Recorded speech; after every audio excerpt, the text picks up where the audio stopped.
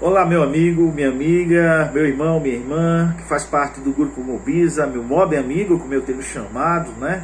É bom participarmos desse grupo de leitura bíblica e estamos avançando em conhecer cada vez mais a palavra de Deus. Por mais que nós já a conheçamos, já tenhamos conhecimentos de vários textos, à medida que a gente lê, a gente avança, a gente compreende cada vez mais. Eu estou nessa trajetória com vocês, nessa maratona, que hoje nós estamos no 10º dia.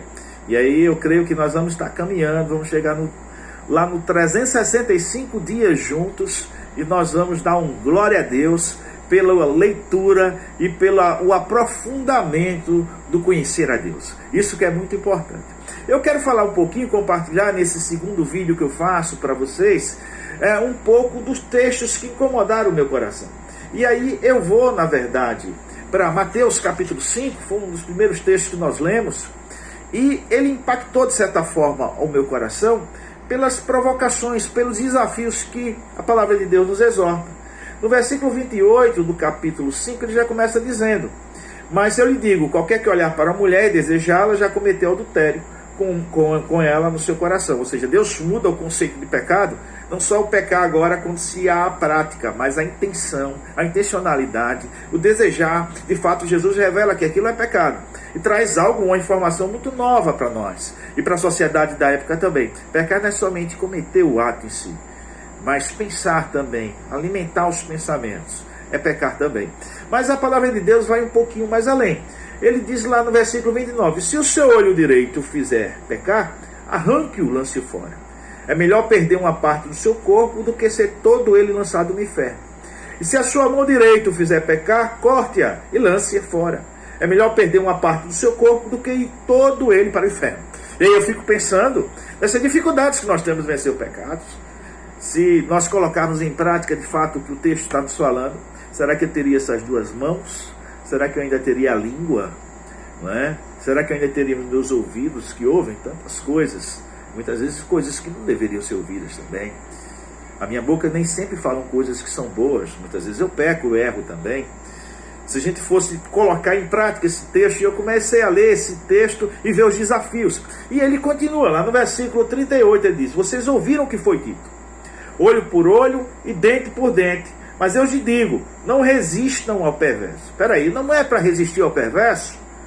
Aí ele continua: se alguém o ferir na face direita, ofereça-lhe também a outra. Ou seja, se eu levar um bufete, se eu levar uma pancada no rosto, eu vou oferecer o outro. Quando o meu instinto natural agora é reagir, é me defender, é quem sabe até partir para uma agressão também. Nós temos essa reação, muitas vezes até natural, de nos defendermos. E se alguém quiser processá-lo e tirar-lhe a túnica, deixe que leve também a capa. Se alguém fosse a caminhar com ele 1 milha, vá com ele 2. A gente observa, na verdade, que o texto nos exorta mais do que isso. Se alguém quer minha capa, eu tenho que oferecer mais a ele. Se ele quer caminhar 1 milha, eu vou caminhar 2. E essas 2 milhas não são mais como uma obrigação, como algo que foi cobrado, mas é algo que flui e passa a ser espontâneo. E eu comecei a pensar como conseguir tudo isso. E lá no versículo 48, a palavra se torna mais provocativa ainda. Ela diz: portanto, sejam perfeitos, como perfeito é o Pai Celestial de vocês. Aí foi. Perfeito como o Pai Celestial. Como é que nós vamos conseguir ser perfeitos? Como é que nós vamos conseguir amar aquelas pessoas que não nos amam, mas nos odeiam? A palavra de Deus diz que quando depender de nós, tenhamos paz com todos, mas nem sempre depende da gente. Muitas vezes nós temos pessoas que têm dificuldade, de fato, em nos amar e olhar para a gente com olhos de amor. E nós sentimos essas dificuldades. Como olhar para eles e sentir amor por essas pessoas? Ou, de fato, algo que é nos roubado, a gente possa ceder e dar-lhe de fato.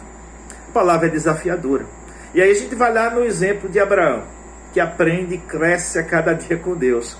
Um homem que saiu de uma sociedade idólatra, que teve a experiência com Deus e que avança em conhecer a Deus. Ele é desafiado com seus 2 filhos, o primeiro Ismael, onde ele consulta a Deus sobre o seu problema familiar, e Deus fala para ele dizendo: olha, faça o que sua mulher quer, manda o menino embora.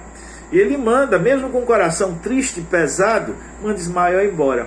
Mas aí eu vejo que ele se baseia numa promessa que Deus tem na vida de Ismael, que o Senhor iria guardar. Da mesma forma, Deus chama ele a sacrificar, e ele não leva consigo o cordeiro a ser sacrificado, mas ele leva o seu filho. E o pedido, de fato, o texto deixa claro que é o seu filho que deveria ser sacrificado, o seu único filho que estava com ele, Isaque, que tinha vindo pela promessa com a sua esposa Sara, já em alta idade tinha tido aquela criança. Mas ele vai até lá. Inclusive, Isaque me parece também que garoto obediente, porque eu fico pensando, na primeira chance que eu teria, daria uma carreira e deixaria Abraão sozinho lá. Mas Isaque é obediente. E ele vai até o altar e ele é amarrado pelo pai, a ponto de ser quase sacrificado. E aí, de fato, um dos textos mais lindos que nós vemos. Nós vemos o sentimento de Abraão para com Deus, parecido com o sentimento que Deus tem para conosco. Pois Deus estava pronto a dar o seu único filho por mim e por você. Eu vejo esse exemplo de Abraão, que ele consegue avançar espiritualmente e chegar a oferecer o seu próprio filho. Muitas vezes nas vidas nós somos desafiados a cedermos, a amarmos mais do que aquele simplesmente que nos dá o amor. A darmos aquele que quer nos roubar. E mesmo sabendo que de alguma forma eles querem nos prejudicar ou querem nos tirar algo, eles não tiram, mas lhe é dado. Deus nos exorta a irmos mais além, a nos tornarmos mais parecidos com Ele, de nos oferecermos, assim como Jesus se ofereceu. De compreender que nós, embora fôssemos merecedores da ira de Deus, como diz lá em Efésios, no capítulo 2, nós recebemos a graça e o amor. Merecíamos, sim, ser condenados, mas em vez disso, recebemos o perdão. Eu começo a compreender essas coisas de Deus. E a palavra de Deus, ela começa a se revelar, a se mostrar cada vez mais, a estar pronta sobre as nossas vidas. E hoje um dos textos belíssimos está lá em Provérbios capítulo 3, versículos de 1 a 6. Meu filho, não se esqueça das minhas instruções. Em nenhum momento esqueça das palavras da lei do Senhor. O que você vai ler ao longo desse ano, guarde para ser prática na tua vida. Lá no versículo 6 diz: busque a vontade dele em tudo que fizer, e ele mostrará o caminho que deve seguir. Eu oro a Deus para que verdadeiramente eu possa, e você também, ir e encontrar esse Deus maravilhoso. E só através da ação dele em nossas vidas nós somos capazes de fazer o que o texto diz. Não há outra forma de nós chegarmos lá, de amarmos aqueles que não nos amam, de sermos agredidos e roubados e sentirmos simplesmente que nós cedemos e damos a Ele.